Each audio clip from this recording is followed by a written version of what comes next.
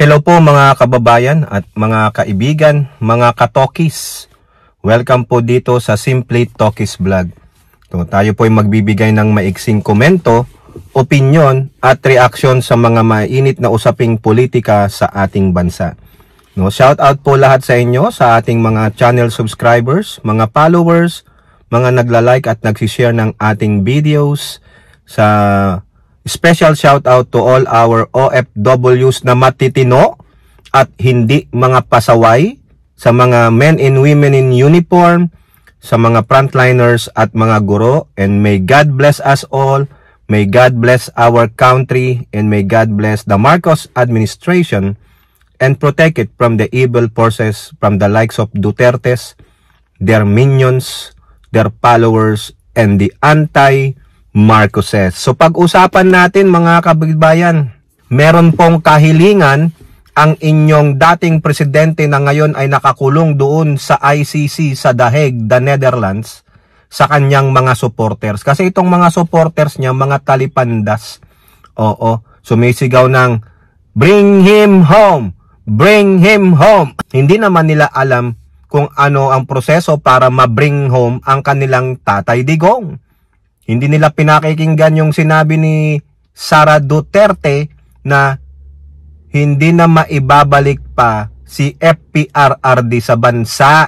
Hindi kayo nakikinig o talagang mga bingi lang kayo, mga inutil kayo. Yung mismong Vice President na ninyo ang nagsabi, hindi na po siya maiuuwi. Bakit?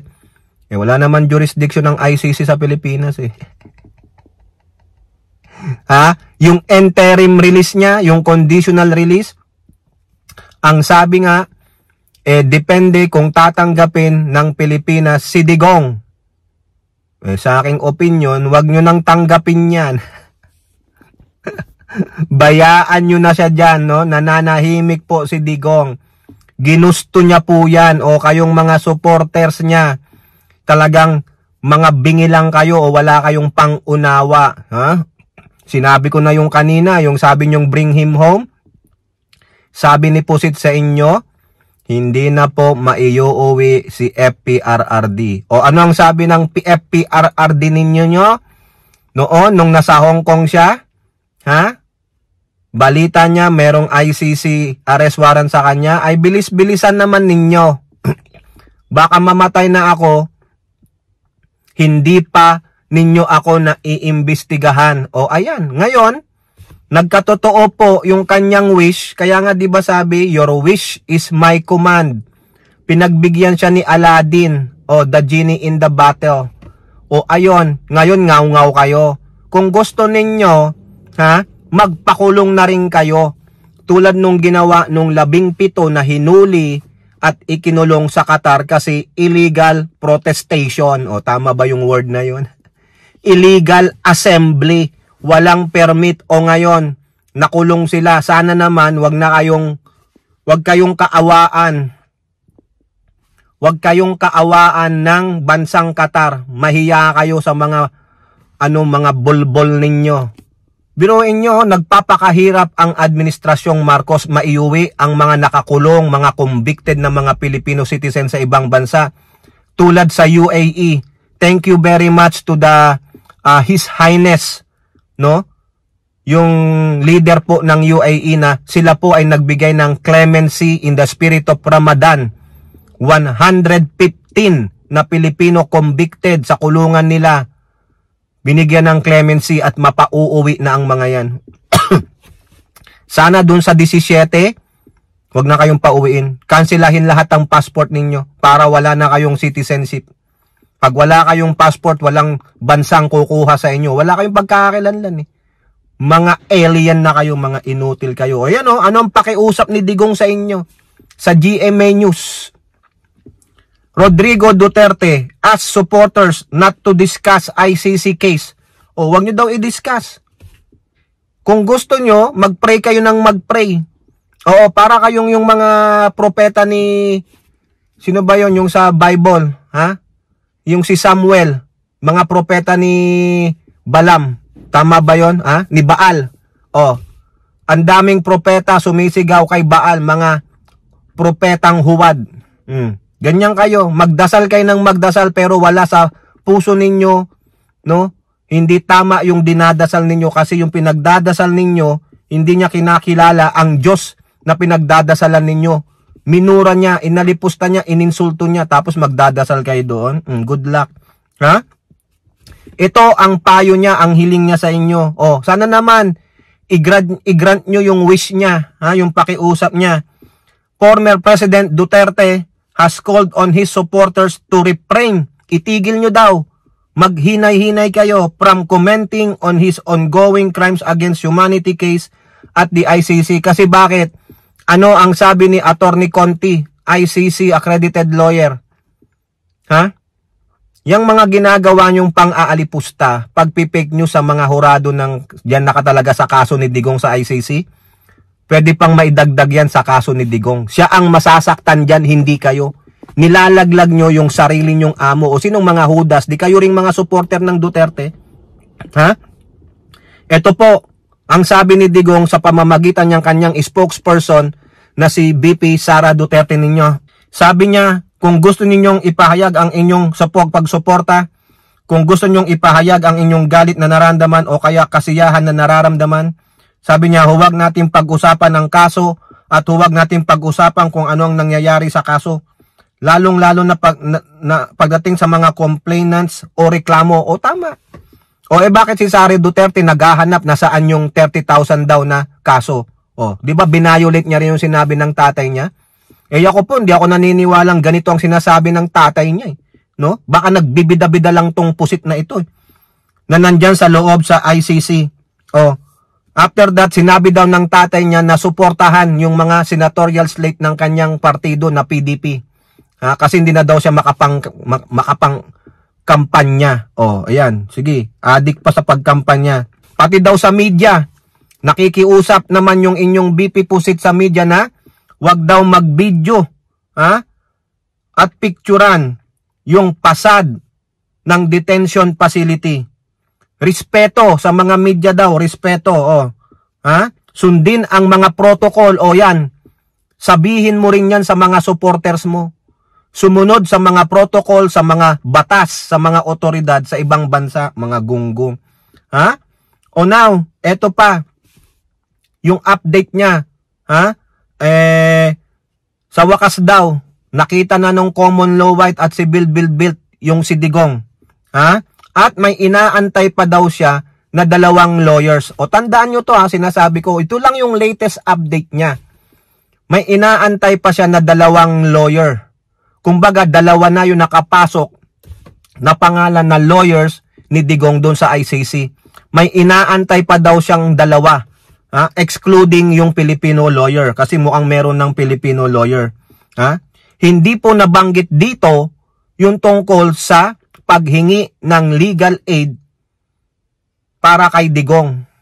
'Di ba? Sabi ni Pusit, hihilingin niya sa ICC na kung maaari tulungan sila sa legal aid o sa legal fees.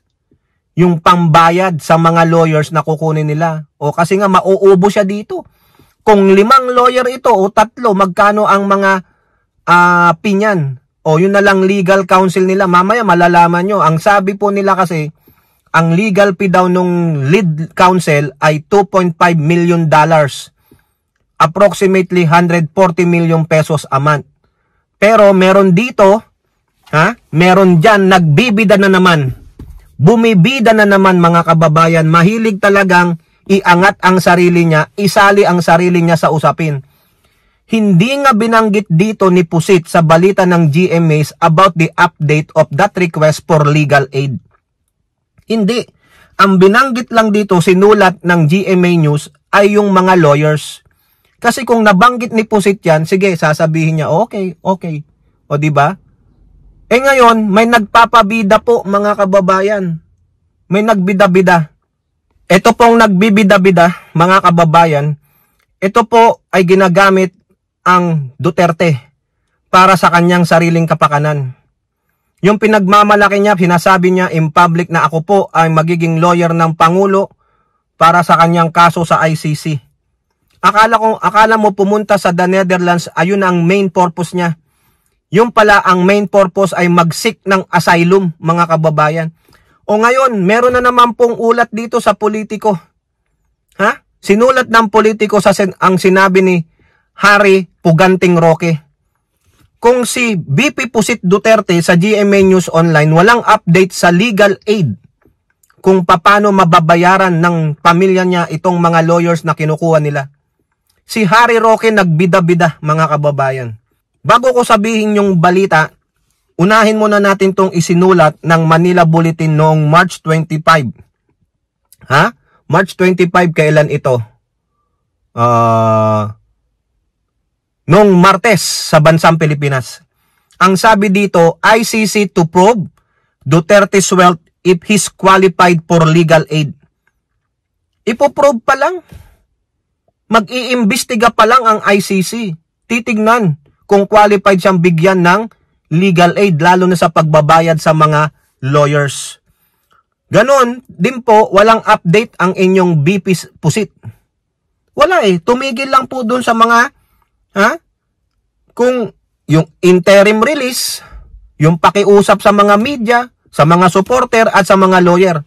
Pero si Harry Roque, dito po sa balita ng politiko, nagbida-bida, mga kababayan. Ayan po, ICC to cover Duterte's legal fees, 40,000 euros per month. Tingnan ninyo yung article kung ito naman po ay totoong sinabi ni Harry Roque, sinulat ng politiko. To cover, meaning may desisyon na ang ICC. Iko-cover ng ICC ang legal fees ni Duterte na 40,000 euros per month. Oh, yan, hindi daw $2.5 million. Former President Rodrigo Duterte is not shelling out millions for his legal team to defend him in the ICC, according to his former spokesperson Harry Roque. Inunahan na ni Harry Roque si Sara Pusit Duterte na mag-announce nito.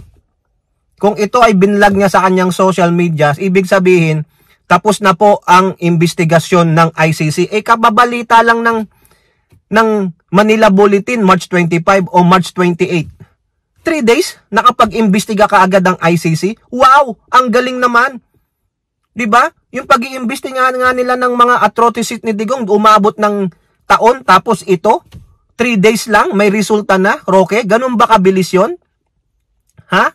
So sabi niya hindi daw hindi daw maglalabas ng milyon ang Duterte. ICC to cover. Oh, to cover, meaning past tense na eh. May resulta na. Naghanap po ako, ginugol search ko. Walang balita ang ICC. Wala rin sa kanilang website na they will cover the legal fees of Duterte. Walang in-update si Pusit. O tapos dito kay Roque meron. O ang galing, di ba? Nagpapapansin, kaya sinasabihan si Panelo, hindi ko kilala yan. Nagpi-fake news ba ito, Roque? Asan ang ebidensya? Nasaan ang dokumento? Nasaan ang press release? Ha? The former palace official who applied for asylum in the Netherlands took to Facebook to shut down specific. Nag-Facebook pala ang gago. Fake news alert. Milyon daw ang bayad sa mga abogado. Milyon, hindi daw. Hindi daw milyon. Sa Philippine money, milyon, Roque. Ha? Okay, ito daw po ang katotohanan. Fact. Nag-apply po for legal aid si FPRRD. Korte ang magbabayad. So sabi niya, korte ang magbabayad. May desisyon na? Nag-apply pa lang eh. Nasaan ang desisyon? Nasaan? Dapat sinama dito. Dapat pinakita mo yung kopya. Nasaan? Kaya tayo naaasar on naha-high blood kasi ito na naman to eh. Puro bunganga, walang mapakitang ebidensya. Ha? Bakit si Pusit hindi sinabi yan?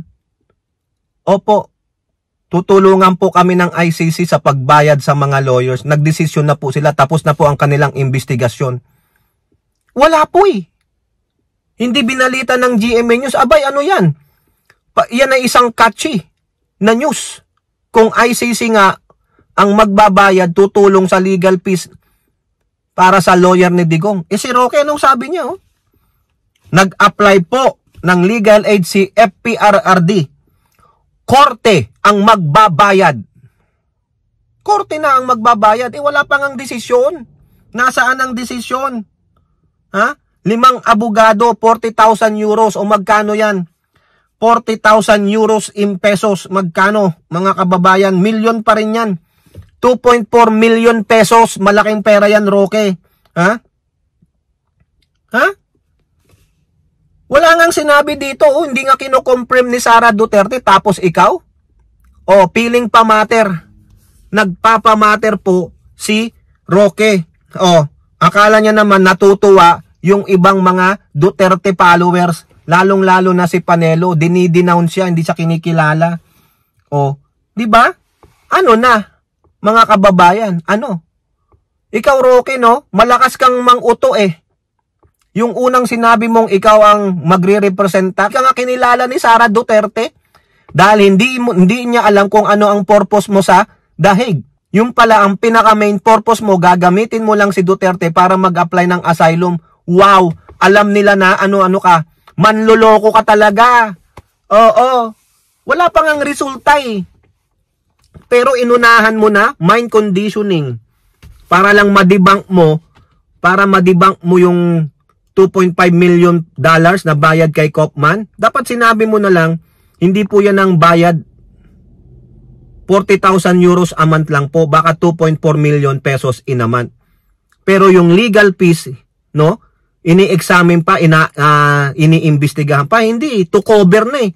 Korte po ang magbabayad, korte daw ang magbabayad. Wala pa ngang resulta.